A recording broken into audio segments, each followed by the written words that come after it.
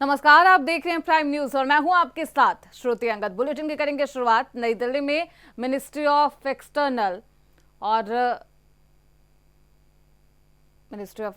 Affairs and confederation of Indian industry द्वारा आयोजित 20वें India Africa business conclave का आयोजन किया गया। मौके पर हरियाणा के मुख्यमंत्री नायब सिंह सैनी ने शिरकत की। ये आयोजन भारत, अफ्रीका और हरियाणा की साझी यात्रा का एक बेहद महत्वपूर्ण संबंध है। ये संबंध केवल बिजनेस से नहीं बल्कि इन दोनों देशों का रिश्ता ऐतिहासिक और सांस्कृतिक मूल्यों से जुड़ा हुआ है। देखिए स्पेशल रिपोर्ट। प्रधानमंत्री नरेंद्र मोदी ने ग्लोबल साउथ की एकजुटता और विकासशील देशों की आवाज को मजबूत करने पर विशेष जोर दिया है। ये आयोजन भारत, अफ्रीका और हरियाणा के साझी यात्रा का महत्वपूर्ण पड़ाव है। ये संबंध केवल बिजनेस से नहीं जुड़े हैं बल्कि इन दोनों देशों का रिश्ता ऐतिहासिक और सांस्कृतिक मूल्यों से जुड़ा हुआ है। भारत और अफ्रीका के बीच द्विपक्षीय व्यापार वर्ष 2006 में $25 बिलियन से बढ़कर आज $83 बिलियन तक पहुंच गया है। नायब सिंह सैनी ने कहा कि भारत अफ्रीका की साझेदारी एक शक्तिशाली संदेश है।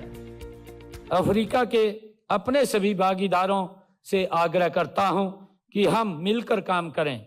आइए हम अपने अनुभवों को साझा करें, अपनी सर्वोत्तम कृषि पद्धतियों का आदान प्रदान करें और एक साथ मिलकर उन चुनौतियों का हम सामना करें जो हमारे सामने हैं। हमें एक दूसरे की क्षमताओं पर विश्वास करना चाहिए और नए अवसरों को हमें मिलकर के तलाशना चाहिए। भारत और अफ्रीका के बीच यह साझेदारी मानवता, गरिमा और एक साझा भविष्य के लिए एक शक्तिशाली ये संदेश भी है। हम हरियाणा के लोग B2B यानी बिजनेस टू बिजनेस और G2G यानी गवर्नमेंट टू गवर्नमेंट और डील नहीं करते बल्कि H2H यानी हार्ट टू हार्ट डील करते हैं।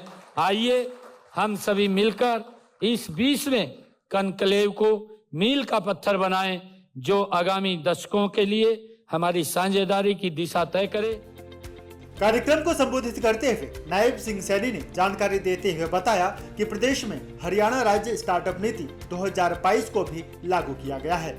इसमें capital subsidy, lease rent subsidy, payment लागत की प्रतिपूर्ति, नेट SGST में रियायत, क्लाउड स्टोरेज सहायता और सीड फंडिंग जैसी सुविधाएं शामिल हैं।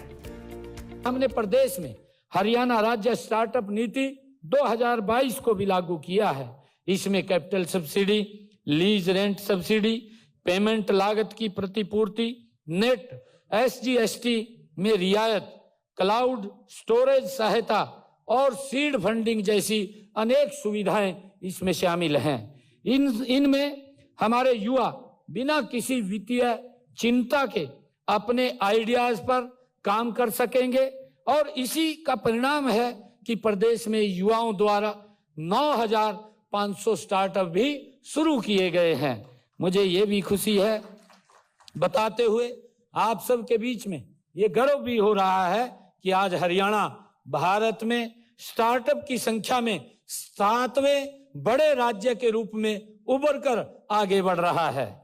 इससे भी अधिक खुशी की बात यह है कि इसमें लगभग 50% महिला हमारी स्टार्टअप संस्थापक हैं। ये हमारे लिए और भी बहुत गर्व की बात है। यह हमारी बेटियों की बढ़ती शक्ति का ये प्रतीक है। हमने अगले चरण में स्टार्टअप में महिलाओं की भागीदारी ये बढ़ा करके 60% करने का लक्ष्य हमारी सरकार ने रखा है। नायब सिंह सैनी ने हरियाणा को कृषि प्रधान राज्य बताते हुए कहा कि राज्य सरकार का उद्देश्य केवल उत्पादन बढ़ाना ही नहीं बल्कि कृषि को लोगों के लिए एक स्थायी और लाभदायक व्यवसाय बनाना है। हरियाणा एक कृषि प्रधान राज्य है जो भारत के केंद्रीय खाद्यान्न भंडार में योगदान में हरियाणा का पूरे देश के अंदर दूसरा स्थान है, जबकि इसका क्षेत्रफल देश के कुल क्षेत्रफल का मात्र 1.34% है।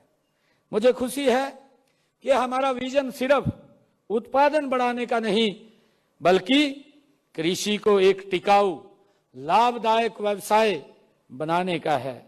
हमारा प्रयास है कि किसानों को खेती प्रक्रिया में हर कदम पर मदद मिले, यानी बुआई से पहले, बुआई के बाद भी और फसल कटाई के बाद भी। सीधे तौर पर कहें तो फसलों के तैयार होने से लेकर बाजार में उसकी बिक्री तक हर कदम पर सरकार सहयोग मिले।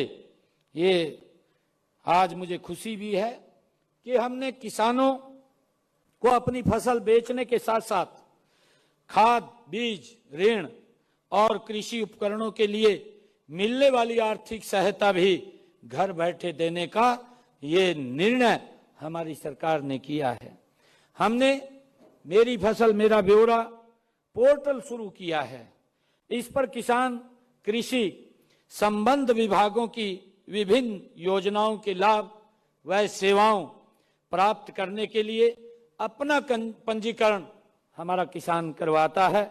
इसमें प्रदेश के करीब 10 लाख किसानों की जमीन और फसल के रिकॉर्ड के साथ उनकी यूनिक फार्मर आईडी बनाई गई है। नई दिल्ली में आयोजित 20वें confederation of Indian industry India Africa business conclave के माध्यम से राज्य सरकार खेती से लेकर बाजार में उपज बेचने तक हर कदम पर किसानों की मदद के लिए हर संभव प्रयास कर रही है। Bureau report, prime news.